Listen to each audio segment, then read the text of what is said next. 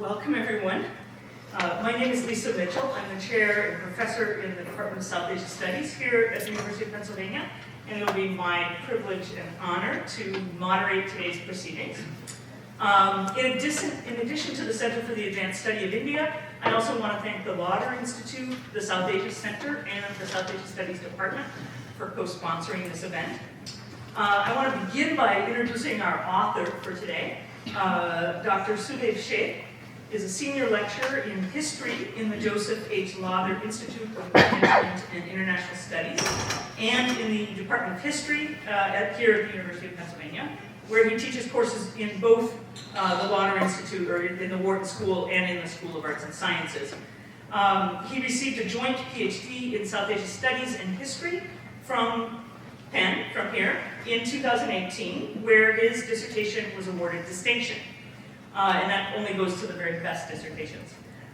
He went on to become a Harvard Newcomen Fellow in Business History at Harvard Business School, and then joined the Lauder Institute here at Penn. And I just want to add that he turned down 3 tenure-track jobs in history in order to take a position here at the University of Pennsylvania. So we're very glad that we got you here. His writings have appeared widely in publications such as The Conversation, Economic and Political Weekly, Mint, Knowledge at Wharton, and Harvard Business Publishing. I also wanted to introduce our 3 discussants and then say some very brief words about the book, Sudev's book that we'll be talking about today, Bankrolling Empire. Our first discussant, sitting in the second seat, farthest away from me, is Divya Cherian. She is an associate professor of history at Princeton University and a historian of early modern and colonial South Asia with interests in social, cultural, and religious history, gender and sexuality, ethics and law, and the local and the everyday. Her research focuses on Western India, chiefly on the region that is today Rajasthan. She's the author of Merchants of Virtue, Hindus, Muslims, and Untouchables in 18th Century South Asia, published by the University of California Press in 2023. And I'm also very pleased to announce that just this week, we heard that the book was awarded the very prestigious John F. Richards Prize from the American Historical Association. So many congratulations to Divya. Our second discussant is Gautam Nair, a political scientist and assistant professor of public policy at the Harvard Kennedy School, where he is faculty co-chair of the Weatherhead Center Research Cluster on Business and Government, and a faculty affiliate of the Ash Center for Democratic Governance and Innovation, and the Center for International Development. He received his PhD in political science in 2020 from Yale University.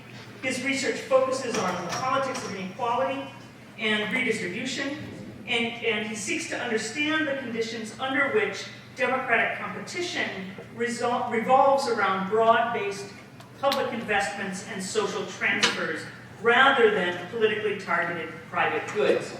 And he also happens to have been a 2019-2020 CASI visiting dissertation fellow and postdoc right here at Penn a number of years ago.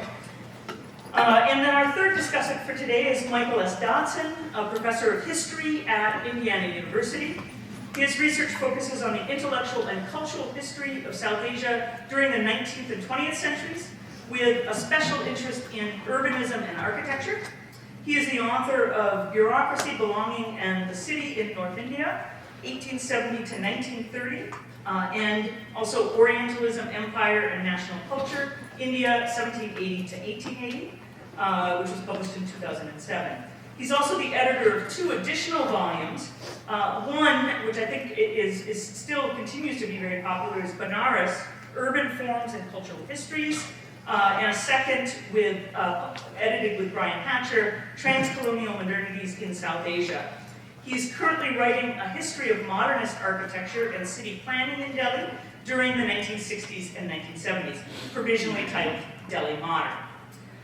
Before I turn the floor over to our 3 discussants, I am very pleased to introduce Sudev Sheth's new book and the focus of today's discussion, Bankrolling Empire, Fortunes and Political Transformation in Mobile India, published just this year, 2024, by Cambridge University Press, and just out in paperback, I hear, or About 2 months. in 2 months it'll be out in paperback. So you can all find an affordable copy near you. The book very beautifully traces the ways that the Javeris, a family of diamond dealers, deployed wealth and information across the 16th through 18th centuries to maneuver around political leaders and with political leaders, but also to survive the collapse of the Mughal Empire. His story highlights the unique role played by Gujarati bankers in the practice of government by Mughal, post-Mughal Marathas, and British East India Company rulers.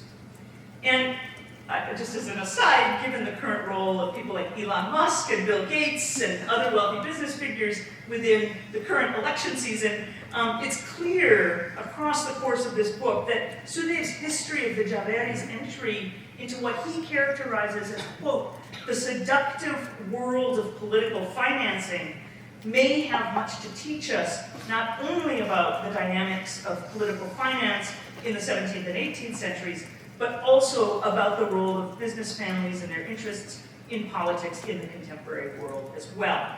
So to set the stage then, let me say that Sudhev's book begins and centers on the Gujarat region of Western India with a coastline of over 1,600 kilometers and a host of historically significant pre-modern port cities that became increasingly important within one of the most dramatic modern global trade routes by the time that the Mughals had annexed this region in the late 16th century.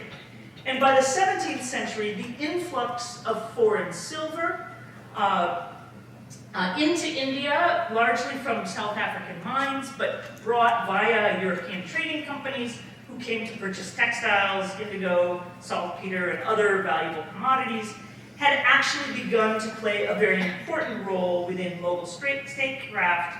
And this is, I think, one of the most significant things that Sudhev traces, are these changes in the role of merchants, financiers, bankers, and other fiscal intermediaries, particularly in this specific region of Gujarat. And in addition to making what I think is an extremely important intervention into the debates on the decline of the Mughal Empire and the rise of smaller dynasties in its wake, a very significant contribution of Sudhev's book is his use of previously unused archives and sources across a really stunning range of languages, including Persian diaries, Gujarati poems, French trading manuals, Marathi letters, Sanskrit hymns, and Dutch shipping records. He uses this incredible archive that he himself has really kind of patched together to capture the lives of these business and financial entrepreneurs. And I think I just want to close by saying that the history and the legacy of the Javeri family actually spans several political dynasties, and the family still thrives today as a billion-dollar family firm in its 14th generation. Sudhev's book offers a window into what skillful micro-historical and multilingual analysis can actually contribute to macro-historical argumentation. And it really offers a new perspective on the relationships between bankers, merchants, financiers, commercial agents, and other fiscal middlemen on the one hand, and the history of the state and statecraft on the other. And with this, I'd like to turn the floor over to Sudhev for some brief remarks, followed by which we'll have each of our discussants talk for 10 to 12 minutes, and then we'll open it up to the floor for questions and comments. So please join me in welcoming all of our discussants.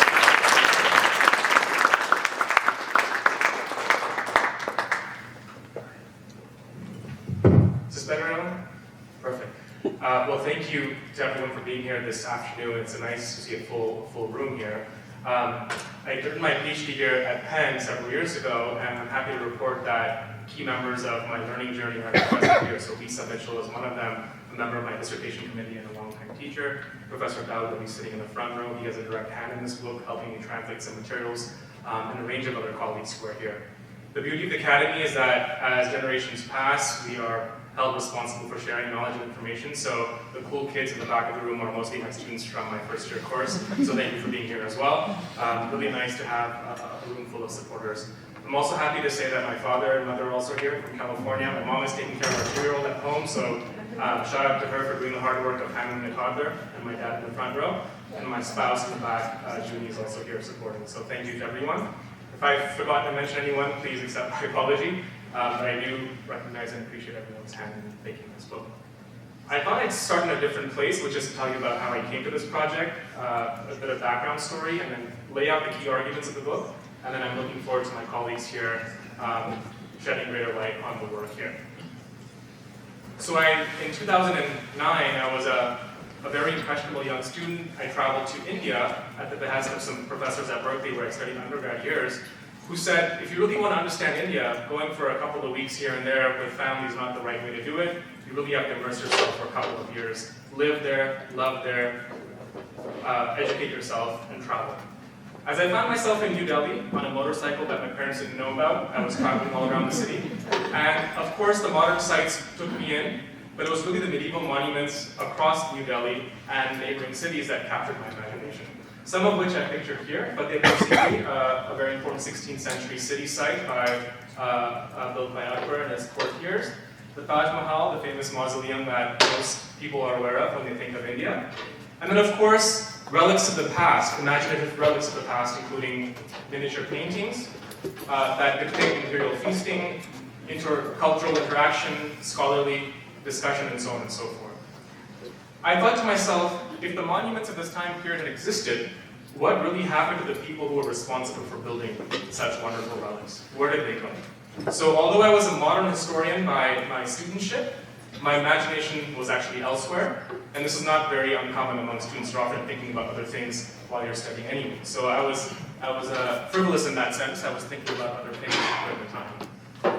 The polity that captured my imagination and the polity responsible for many of the things I just laid out to you is the mighty Mughal Empire, a land-based agrarian polity that consolidated authority in the 16th century in India, built by nomad warriors from Central Asia and modern-day Uzbekistan in the Fergana Valley. And for those familiar with that region, it's a very unforgivable terrain. And they came to India, also unforgivable terrain in a different sense. It's hot, humid, weapons don't last very long, buildings also don't last, and there are no hot baths and wonderful fruits that you have in Central Asia. But what the nomad warriors noticed in India was something peculiar. They noticed sophisticated counting systems. And for them, this was evidence enough that great wealth was to be had in this particular part of the world. And no doubt they gambled correctly. The vast agrarian lands of South Asia, India in particular, are extremely rich and robust and generated immense surplus. And it was based on this surplus that this land-based agrarian polity was able to consolidate authority, build a taxation revenue that was robust and continuous, and that was then rechanneled into works of wonderful art, difficult administration, punitive regimes of control, again, coming with the good and bad. To give you a sense of the region that I'm looking at for the book in particular, it's Western India, pictured here in the red. And I focus on Gujarat largely because it was captured by the Mughals in the 16th century and provides a real interesting window into thinking about how New World commodities such as silver, gold, and other food crops and other sort of non-food materials impacted the subcontinent and how it reorganized the political economy of the entire subcontinent. Again, as I mentioned, I was more interested not in the consolidation phase of this particular empire. Historians much better than I have done a wonderful job laying that out for us. What I was really concerned about was, where did this empire go? What did dissolution look like? What did imperial collapse look like? And what kind of story can we tell about that? Rather than tell you what I was thinking, let me show you what I had in mind. So this is the tail end of the Mughal Empire, and this will give you a good sense of what captured me visually as I embarked on this particular project.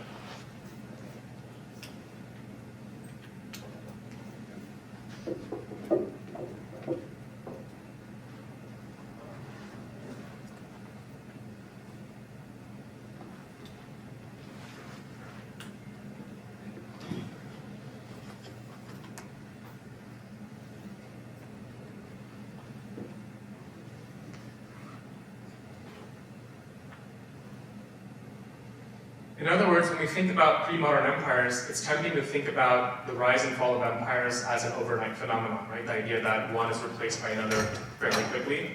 That's not the case when we think about historical polities, and the particularities of how this dissolution happens is what captured my imagination. In other words, the two questions I was equipped with were, how did localities experience a deteriorating Mughal rule? So that's a microhistory of sorts. How do people living on the ground experience decline in the way that I just described to you in the map here? And the second, as a corollary follow-up, what processes enabled regional warlords, competing powers from both within the subcontinent and also outside the subcontinent, including foreign trading powers, to consolidate public authority or to consolidate political power in its wake?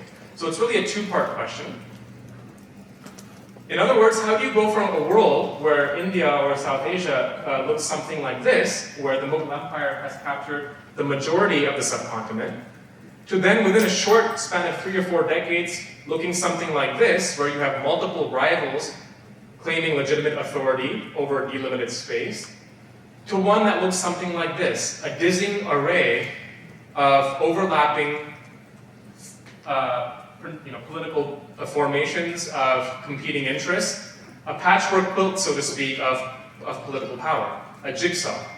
The last map that you see here is typically the starting point for thinking about modern South Asian history. For me, this was the end point of the study that I just produced for you, which is how do we actually get to that particular point? A system where you have multiple claimants to political power in a very interesting pluralizing landscape that was 18th century India. So much of this I discuss in my new book, Bankruling Empire, which just came out. And I'm not going to claim that I did something entirely new. There's been a range of scholars who've come before me who've offered some really interesting and thoughtful explanations for why the Mughal Empire collapsed. Some have ranged from things like administrative failure, right? The failure to placate elites in the administration who were desiring greater role in political power and not being able to provide them salaries and the fiefdoms that they needed to continue that. Other explanations include things like the failure to adapt to military technology, handguns in particular. The Mughals were not so keen on adapting handgun technology, and some have argued that they missed out on the organizational gains that come from adopting handgun technology. Others have argued that princely rivalries, or the lack thereof over time, so princes ceasing to fight one another for the throne, explains the decline of the Mughal Empire, and so on and so forth. All I've tried to do is build on that scholarship and offer maybe a slightly different starting point, which is to say, what about the material underpinning of empire? How do we think about that, and what role does that play in the rise and fall of political power? And after quite a bit of digging, I was agnostic to explanations, by the way. I never thought I would be a business historian, or I never thought finance would be a part of my vocabulary. But if you're a decent historian, you follow the evidence, and the evidence pointed to the money. And my advisor said, okay, well, if that's the case, follow the money. And the money led me to the people purveying the money, right? The people purveying the money are the bankers of early modern times. The prominent family that I work on is the Janeti family. The patriarch, the founding patriarch, is pictured on the left, and his grandson, pictured on the right, are two key figures in the book. But I really look at multiple generations of the family. And I essentially identify the family's entrepreneurship as a lens through which we can identify shifts in political power. So we had a mention of Elon Musk. Political power would look very different in the US if told from the perspective of the Elon Musk group, or the Estee Lauder family, which is a gainful employer, or any other major business family that's around. And that's the truth. If we try to understand political power from the point of view of those groups that are allied to it, you might get a much more interesting picture, not least because those groups tend to survive political change and political chaos, and are there to tell the story over time, as opposed to the rise and fall of single political groups. This particular family comes from a very dry and arid place in Rajasthan. This is India's map flipped on its head for those who are wondering. And the reason I did that is to give you a sense of where they come from. That's Osai here. And if you look around, there's not much happening. It's a small temple town, no doubt, a pilgrimage site. But most entrepreneurship in Osai is tied to pilgrimage economies and temple economies. So when Ahmedabad, just north of it, or in this case it's actually south, but it's pictured north here, became the center of Mughal power, merchants, entrepreneurs, and bankers were attracted to it, your modern-day New York City, so to speak, right? So where the opportunity is where capital goes and where capitalists tend to be. What I did was I tracked the fortunes of this one particular family across several generations and tried to map it with major political figures and local governors over time. So this just gives you a sense of this kind of dialogical mapping. back and forth between purveyors of capital and those in the business of political power, that is state formation. To give you a sense briefly of the kind of documentation that I came across, what's unique about India and South Asia more broadly, and many other societies that are not part of the US or the European sort of historical thinking, you don't have a central repository where you can go and mine banking information from a central family. You don't have the Medici equivalent, you don't have the Rothschild equivalent, you don't have the Fugger equivalent. So if you're thinking about business families in India, forget the fact that there's a central repository that you can do your work. You have to piece this material together yourself. Add further complexity, many people here study foreign languages. Documentary practices in South Asia are very different than European archival practices. So for those of you who've seen a Medici book, for example, or an account keeping book from other parts of the world, we don't have necessarily similar materials for South Asia. There are some similar materials, but not necessarily in the way that you're thinking of. So what I did was really build on my training as a South Asian studies scholar, rely on literary materials from a wide range of genres to piece together an archive to tell a story about financial and political change. For those people who tell you that financial history of place XYZ doesn't exist, don't believe them, because it might exist, but just not in the way that you're thinking of. So this is a good example of the kind of materials that I looked at. This is a Nishan, or a royal order, from a prince. On the front side, it outlines the loan provided by the Javedi family that I talked about. And on the back side of it, it tells you how they're going to pay that loan back. This loan was taken during a moment of political crises when two princes were fighting for the rival throne. Actually, there were four princes fighting for the throne. But this is money that was meant to be used in a very important crisis. So money when you don't need it is not that useful. Money when you absolutely need it in a timely manner is useful. So this is a good example of that. Another type of material which Dawood helped me read and translate is a Prashasti. This is a praise poem that was commissioned by Shantidas Javedi, the main banker that I look at. These are praise poems of one temple in particular that was desecrated. So the material temple is lost to history, but the Prashasti commemorating that temple still exists. So in that sense, it's a very valuable source. This text is not patronized by any banker, by any state power, but it's patronized by the banker in the locality. And it outlines what the religious communities think of this particular banking family and their role in political power. So here you have a state document. Here you have a non-state document emerging from a local group.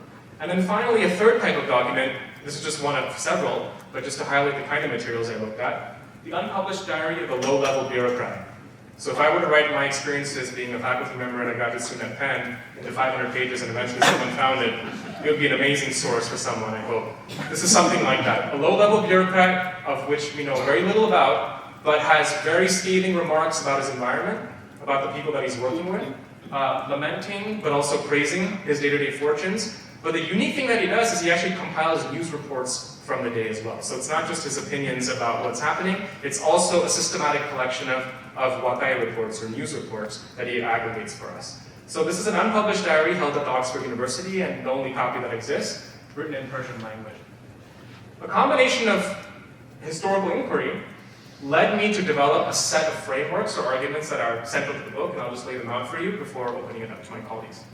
The book really tries to understand change over time, and the broad pattern of change that I'm putting forward here for critique and for debate and discussion is that we see a shift in time with the increasing involvement of merchant capital in projects of statecraft.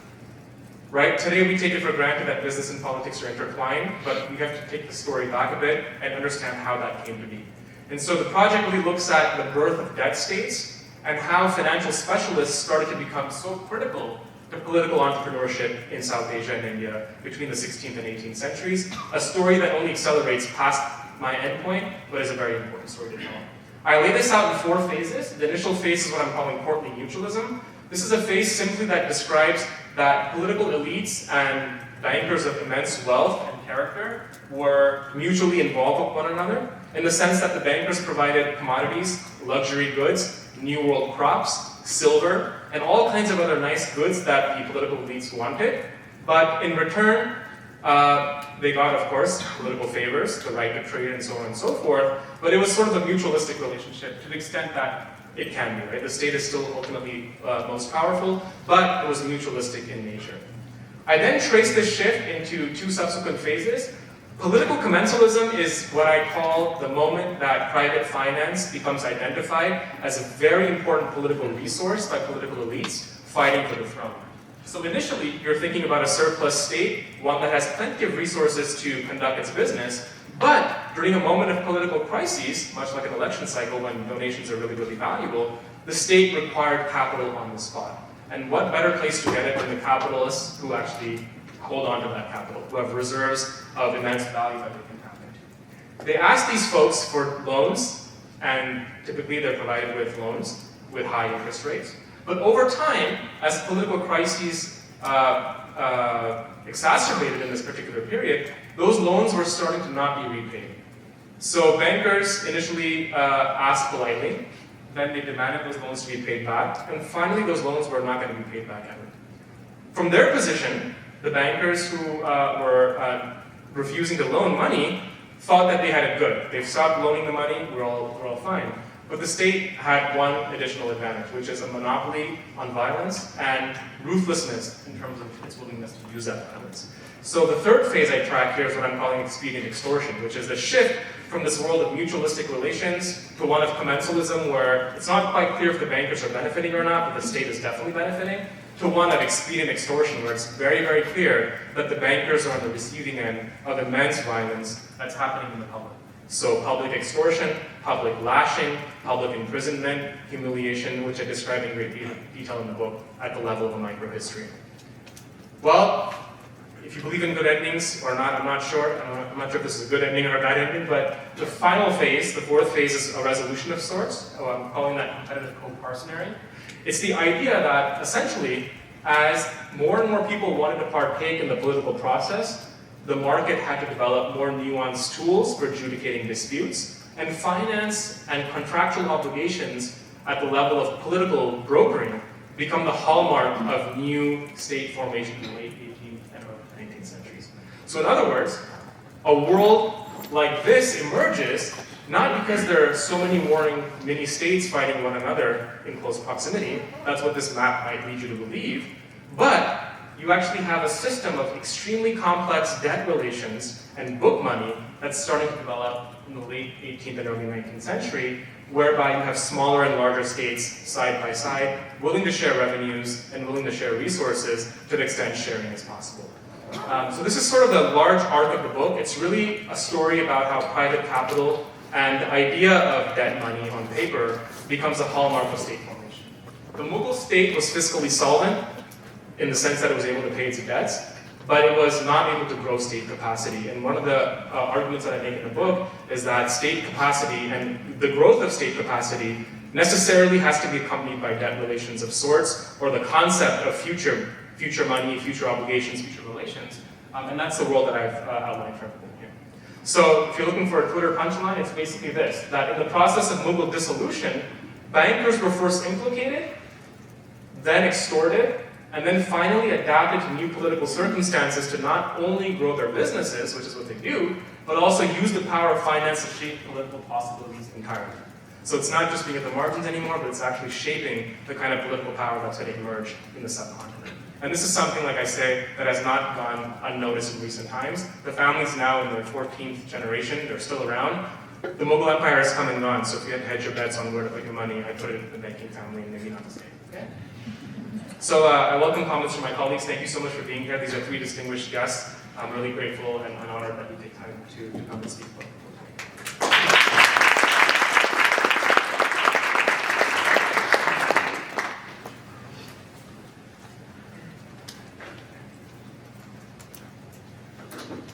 Is the sound okay? Yeah. Thank you. Specifically name. Thanks to today for inviting me, to Kiran and Rachel for all the logistics, to Lisa for the kind introduction, Kasi for hosting, and to all of you for being here.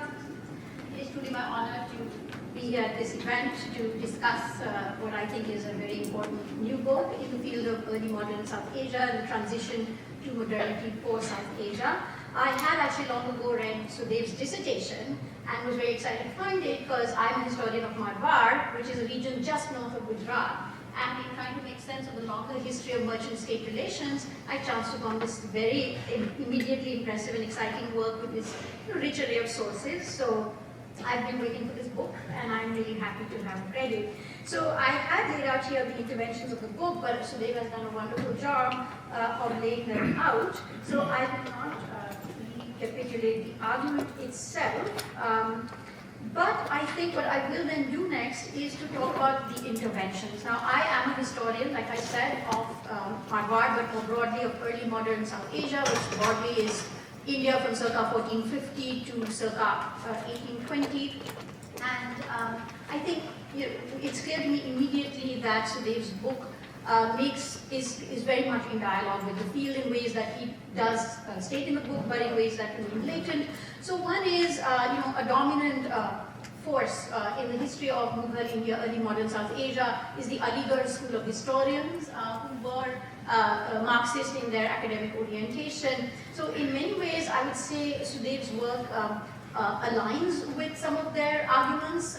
The two key things I would point to are that in the the Aligarh framework, merchants remain under the control of the kind of this sort of pervasive, powerful, strong, centralized, what I would call peak Mughal state. So I think Sudhev's thesis, when he's talking about what he called the courtly mutualism phase, that is of Gujarat since its conquest by Akbar in the late 16th century, all the way to the death of Shah Jahan, we do find that merchants are participating in the state, and there I would say that is where he then also departs from the Aligarh view, because in the Aligarh view there's this famous tripartite relationship between the landlord, the peasant, and the state. There is no place there for the merchant. If nothing else, the merchant is kind of a person who moves money from point A to B. In Sudhev's work, however, we see the merchant doing a lot more than that, shaping state formation, participating in state formation. There, I think he also is very much in dialogue with another historian of Gujarat and Mughal Gujarat called Farhad Hasan, who he also gently pushes against in his book. But I think where he complements Farhad Hasan is that Hasan is very clear in his study of the operation of Mughal authority on the ground, that it was not a top-down affair, that in fact the operation of law, the office of the Qazi, who is appointed by the Mughals in consultation with local notables, i.e. local notables such as the kinds of merchants that Sudhev is talking about, are very much a part of Mughal state making from the ground up. And again, we see a different way in which that plays out in Sudhev's work.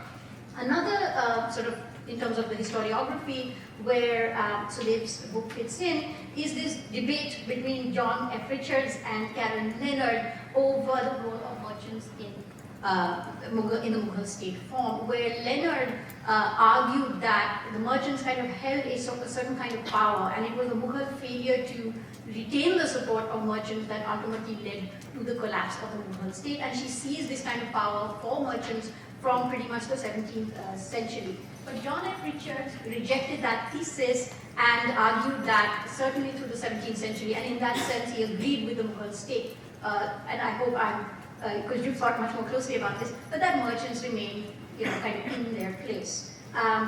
So here I think Sudhev very clearly, and looking at much more textured materials, I would say, than either of these two historians really ever did, reiterates that thesis for the 17th century, that is, merchants kind of stay in their place. One final point in terms of the historiography, and I don't know how many people deeply invested in the historiography of early modern South Asia are in the room, but just so you know, is the issue of the 18th century. So far we've talked about kind of the peak where the Mughals are dominant, they're in control, right? But then we showed you the shrinking red thing. So in the 18th century, the Mughals are no longer in that kind of control, which has led to what was this major debate when I was a college student, and I think Sudhev has revived it, which is the question of the 18th century. Was the 18th century a dark age, or was it a time of the birth of new forms? So the older understanding was, and this was continued by the Aligarh school that I talked about earlier, was that with Mughal collapse, you have chaos, you have decline. Then, against that, in the maybe around 2000, Muzaffar Alam, a leading historian, argue that in what we understand as decline, what looks like chaos and kind of the scattering of this empire actually leads to new forms. He would call it, the word became devolution. You have a devolution of power and you have what looks like chaos is actually new state forms. So I think Sudev has taken a side, and he's much more with the Aligarh school in that he sees this as a period of decline. Yes, it was a period of opportunity in the latter half of the 18th century for the particular large family firms like the Javeris and the Bharti firm that he looks at, but it is against a backdrop of what looks like chaos, suffering, warfare, and so I thought that is a historiographical intervention.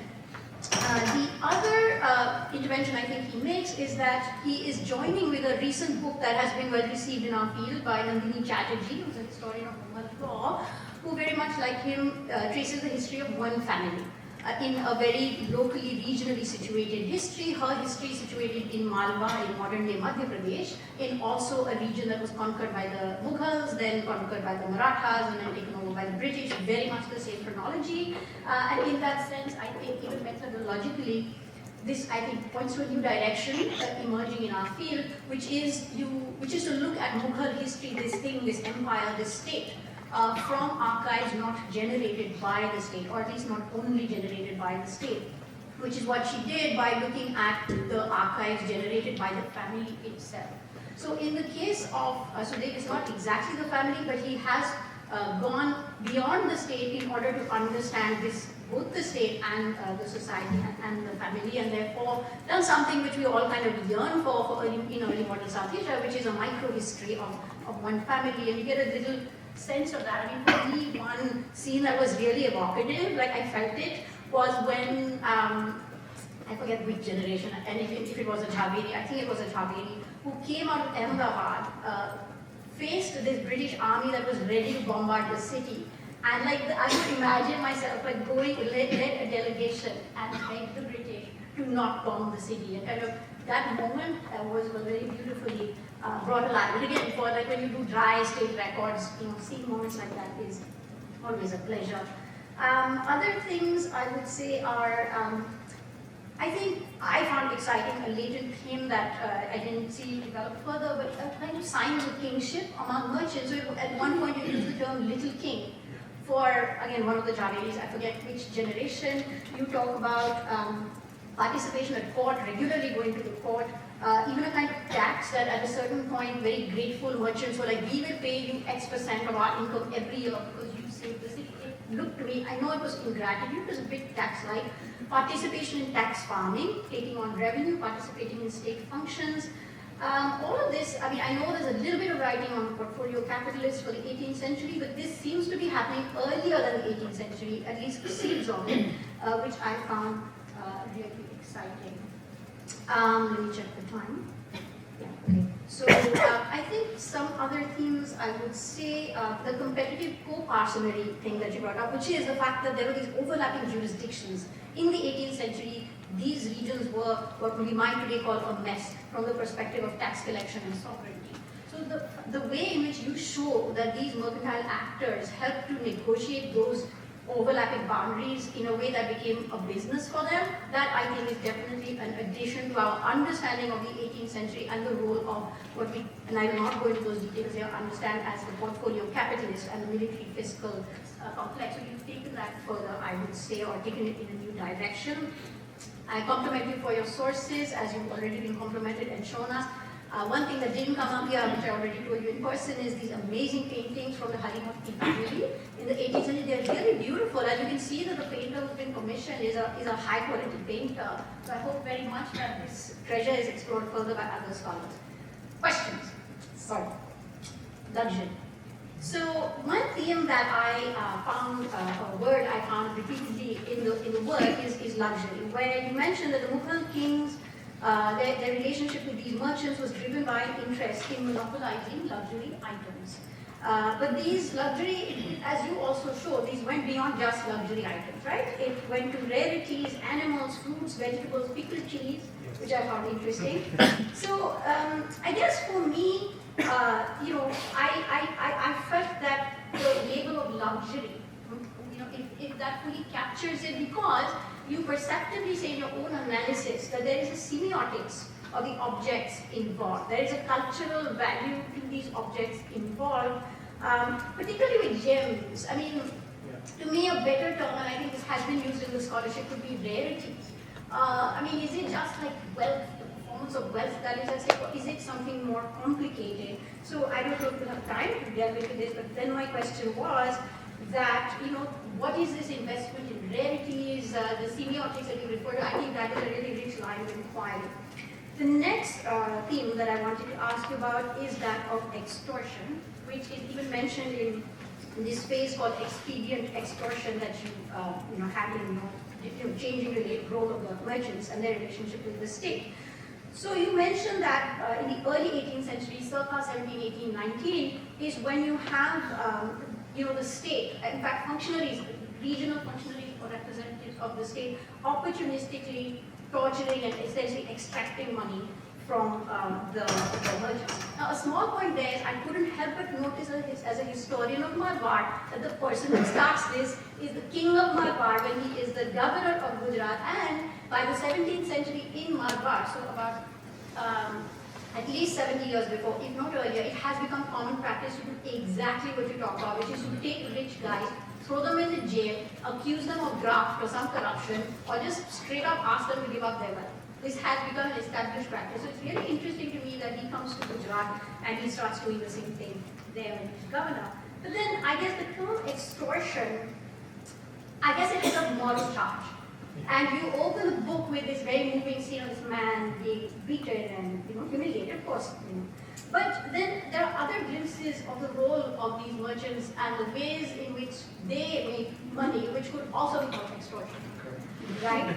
And so, you talk about how one of the Javeris, again, I forget which one, is the leading landlord or the dominant landlord of Ahmedabad. Revenue farming, what type of relations with the president has been set up. Coins, talk about the debasement of coins as affecting merchants, but it probably also affected non-Indian actors, right? So I think you get the drift.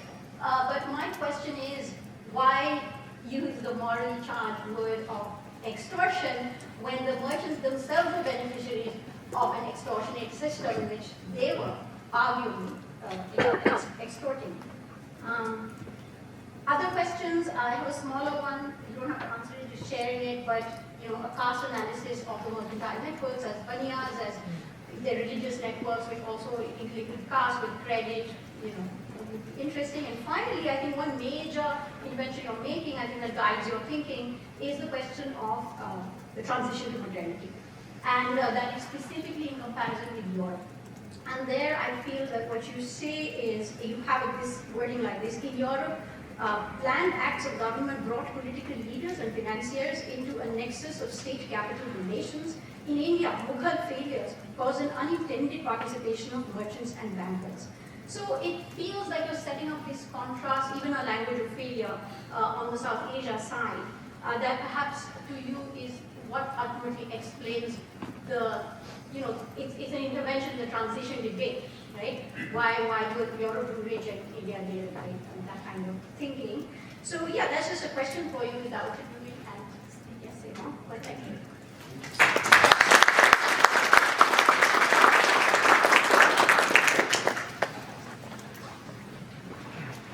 Hi everyone. I am genuinely honored to be here today to celebrate and to discuss Bankrolling Empire by Sudev. I would like to begin by thanking Sudev, Kiran and others in the CASI team for putting together this event and for inviting me to be part of this distinguished panel of scholars. I was also told yesterday that this talk is going to be recorded, so I'm hoping that my long cherished dream of becoming a YouTube sensation will come to pass. So I count myself among Sudev's many well-wishers. Those of you who know Sudev know that he's unfailingly kind, generous and warm. So it's especially gratifying to me to have the opportunity to engage with his remarkable scholarship. So Bankrolling Empire, as we've seen, advances a very striking argument that the Mughal state collapsed in significant part because of changing patterns of relations between the empire and its financiers. So the Mughal state, as we all know, was one of the most geographically extensive and powerful states the world has known. and its demise had far-reaching consequences that are actually with us even till this day. So its causes are still debated 500 years on, and I'm sure the historians will be busy for many decades hence. But Sudhir traces the fortunes of the Javeri family in Gujarat to provide new evidence that links this collapse to the decisions of the Mughal Empire's bankers. So these financiers grew rich from trade and wealth that the empire brought in, and in turn facilitated the wars of expansion that made it so large and powerful. But the state, Sudhir contends, wasn't simply based on coercive taxation of agricultural surplus. And as it grew more extortionate, the Javeris voted with their wallets, or more accurately their treasure chests, as we see, to speed its decline. So the book tells a story of this prominent business family, which I think, I'm not a historian, but it sounds to me like it's an important contribution in its own right. But it keeps its eye on the big question of political and economic development in South Asia as well. And I think one of its theoretical contributions, an important one, is to provide a new conceptual grammar to theorize state business relations, not only at that time, but really till today. It's also, as you will see if you read it, it's a very big and learned and creative book that draws on Persian and vernacular sources ranging from Mughal firmans to poetry and diaries. It's beautifully written, and it's full of sparkling anecdotes and literary insights. So it all adds to a very compelling portrait. But as the political science part of this peanut gallery, I'm going to offer a couple of reflections. First, I hope that future scholars will provide a little more evidence on the relative importance of family finance in the Mughal Empire and its ultimate demise. I was convinced, I think, that this was an important cause of the end of the empire, but I would have liked to know if this was, if you will, the baggage or the straw that really broke the camel's back. And I would note that this is actually not that trivial, because even in today's world, documenting business influence in politics is surprisingly hard to do. And that's because so much of it is either hidden or it's itself a product of public policy. Now, all of us, are familiar with the notion that American politics is hopelessly corrupted by the influence of big money. Yet one of the most cited papers in the field of business state relations is a paper which is called Why Is There So Little Money in Politics? Okay? Billions of dollars are spent on lobbying, which sounds like a lot of money, yet it's probably a small fraction of what is spent on soda or chewing gum, maybe on the same order. And relative to policy stakes, it's not all that much money, right? And that suggests something important, which is that is business really that well organized and that influential to shape policy? I don't think the book is arguing that it was decisive, but that it was a contributing factor, right? And so we would like to know just how important it was. And I think, although some quantitative evidence on this point would be welcome, future scholars might profitably pursue the methods that Sudhir has laid out by extending the book's methods to other sort of similar archival sources to tell us if this was really such an important mechanism or not. Second, I think we just need more comparative work on South Asia. Now, South Asia, like I think China, intimidates non-specialists. And South Asianists, because it's so big and diverse and there's so many languages to learn and so on, right? And South Asianists, we South Asianists, have this vast and bountiful intellectual field to spend our careers tilling. And so I think that if we compare India or South Asia, as Sudhir has done in the last part of the book, to other contexts, we might learn a great deal. Like, for example, one of the questions that I was left with was why financial markets in the Mughal state remained underdeveloped despite the reach and power and ceaseless war making, compared to those that developed in Europe. Like, why did that happen? And the book brought to my mind an influential paper by Douglas North and Barry Weingast in the not so new now institutional economics that argued that the Glorious Revolution, which curtailed the power of the monarchy and made Parliament much more powerful in England, enable the Bank of England to borrow cheaply, because now the monarch and the executive face these very powerful constraints. And that in turn laid the foundation of the British Empire, right? Now, why did that not happen? Similar phenomenon in South Asia and indeed in the Mughal Empire, especially when the empire had to contend with the rising powers on its periphery and even within the empire itself. It's also notable, I think, that post-independence, the Indian state deliberately took ownership of the banking system by nationalizing it. Okay? And these banks have become crucial mechanisms of raising capital for the state. They are big buyers of government bonds, as well as key instruments of taxation, redistribution, and development policy. Okay? And I think the comparative politics and history of finance in South Asia is a really important area for future work, both in the period, maybe in the early modern period, the colonial period, and certainly the post-independence period. And I think that history is still to be written, and it's very important, I think, for our understanding of our contemporary era. Third, I think that the book's typology of what Sudhir calls courtly mutualism, political commensalism, expedient extortion, and competitive coparcenary. When I read books in history, I learn words like coparcenary. That's one of the main things. I think can be really profitably applied to the study of contemporary politics. And I think it captures nicely and empirically accurately the essence of state-business relations as a changing and dynamic process that really involves human agency and political context. It is very easy to fall into the trap of thinking that either business is all-powerful and is going to determine the outcome of an election or public policy, or instead that it's entirely servile to powerful states and state elites. But I think one of the great virtues of the book is that it traces out how these relations actually evolve and change. They are not constant. And so we should think of business power similarly as highly variable, as changing over time, as even within the same country across domains, shifting. And I think business people in China or Russia, and indeed in the United States and India, in varying degrees, confront some of the same dilemmas in different ways that the Jubilees did. All of which I think is to say that the book raises many interesting questions while answering some of them very well. And I think that's a mark of a great book. And so big congratulations to Sudhir for putting together this wonderful work of scholarship.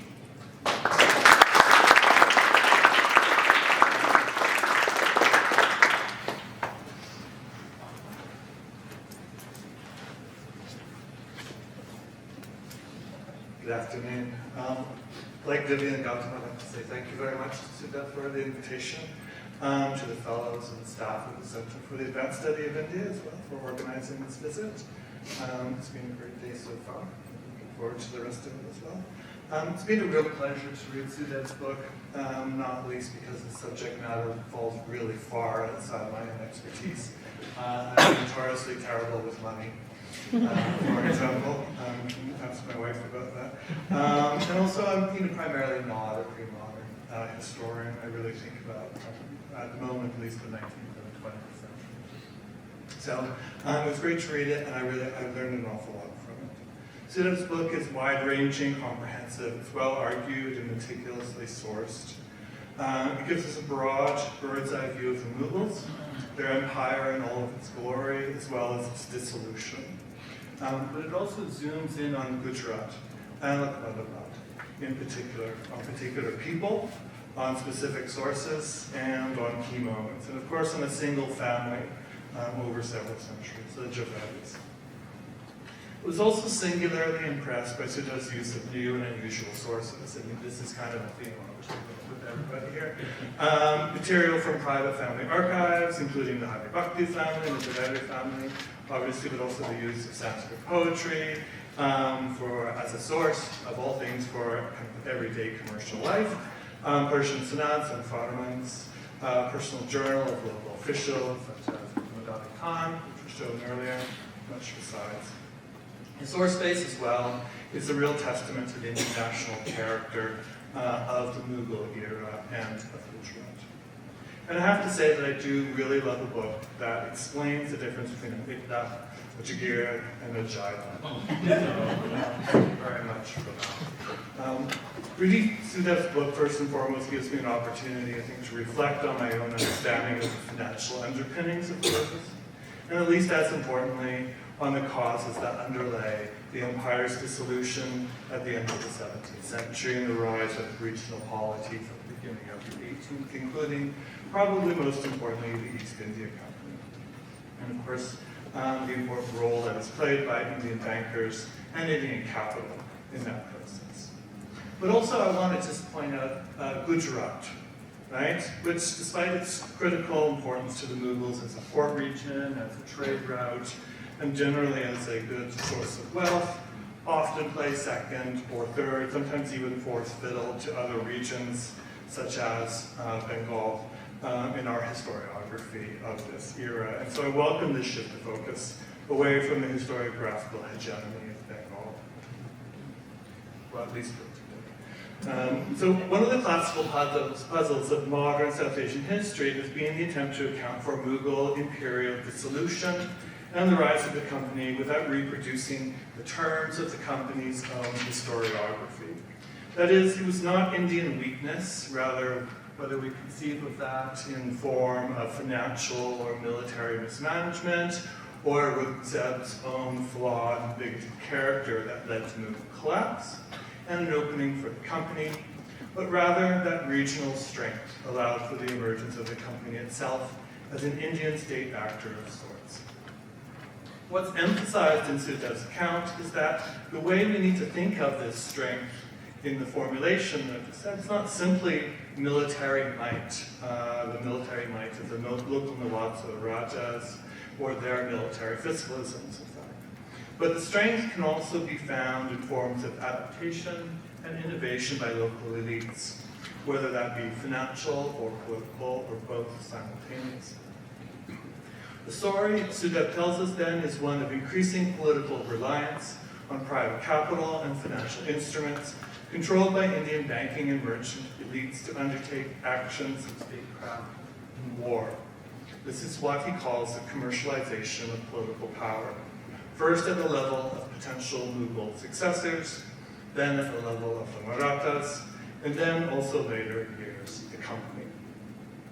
He rightly places an emphasis on the way that this change allowed the entry of new groups of people into realms of socio-political and economic power, creating a new kind of political and financial entrepreneurship. Thus, by the 1740s or so, we see a much stronger financial component to state-making at the local level, with deep ties between aspirants to power and these banking families. This process lent political aspirants flexibility, while it lent bankers the potential for enormous profit. Though it doesn't necessarily lead, as Sudev said earlier, to the creation of more robust state institutions. And in case anyone was lulled by the soothing tones of indigenous capitalism, Sudev reminds us the story of political transition in India during this time remains a story in which violence is central. I was struck, I think, by a few really important things while I was reading Sudev's book. First, Sudev does a wonderful job in relaying just how rapid and dramatic the collapse of real Mughal authority was at the turn of the 18th century, even as the empire's symbolic strength persisted. It really is an extraordinary story, and I think he did a wonderful job of not only communicating the complexity of the process, but the ways that the factors contributing to Mughal collapse not just intertwined, but in an important sense, intractable. Sudev's book also shows this individual struggling to keep an old order together and failing in fits and starts, while they relied on the same financial mechanisms that were simultaneously being used to create new state forms. We get, in other words, an insight into the human experience of political collapse, of the uncertainties, anxieties, and also the opportunities that accompany them. Second, I was also reminded of the vast extent of things that we really just don't know about the Mughals. What we don't know with respect to how much cash they had, how many coins they minted, the exact nature of their expenditures, and so forth. And Sudev tells us at one point, and it's probably a pretty good explanation for why, that destroying Mughal records of land grants was a strategy undertaken by upstarts as a way of kind of resetting financial, resetting the finances and the distribution of lands in their own favor in the 18th century. So that must make the job of the historian rather difficult. Third, Sudev effectively demonstrates the importance of private banking and finance to political innovation in the late Mughal period. But where he is really innovative, in my view, is in giving us a more human portrait of who those people were. Most accounts that I've read of this period, of course, mention the important role of merchants and banking families in these political transitions. Sudev completes the picture to the extent that it can be completed. Importantly, Sudev is precise about the range of financial agents at work, never lumping them together under the generic banner of merchant/banker. We get a wonderful portrait of Shantidas Jhaveri, the provider of jewels and other finery, of course, including those very famous pickled chilies from foreigners, to the Emperor Jahangir. I want to hear more about chilies later, where they're just exactly like what kind of chilies. Shantidas is occasionally a victim at times of distress, such as when he's being extorted by Shah Jahan during the War of Succession. But at others, he is trying to cheat the English by mixing in old devalued coins into a loan intended to smooth over their own trading operations. So Shantidas comes across to us as smart and wily and adaptable, someone who is doing the best to take the best advantage that he can of changing political and economic circumstances. But he's also someone who is likely at times to be very afraid of what is happening around him. So we also get the sense here that Shantidas and the Jhaveris in general are playing with fire. So Shantidas backs Murad Baksh, the wrong prince at the War of Succession, by lending him money that he needs to raise armies. In later years, the members of the Jhaveri family routinely lend money to Mughal officials in what was increasingly a gamble, and increasingly a kind of a long shot as well. But they would be paid back in with the eventual elevation of their backed official to a higher rank. And of course, we know that sometimes the Jhaveris ended up in jail or at the end of a Mughal lash. When reading, I wondered why these guys continue to do this. Even when it's increasingly clear in the 18th century that there's no reliable money to be made in this game. Is it money spent and lost to safeguard their business and their lives? Does placing bets on certain emerging factions just become kind of a political expectation that can't be avoided in the 18th century?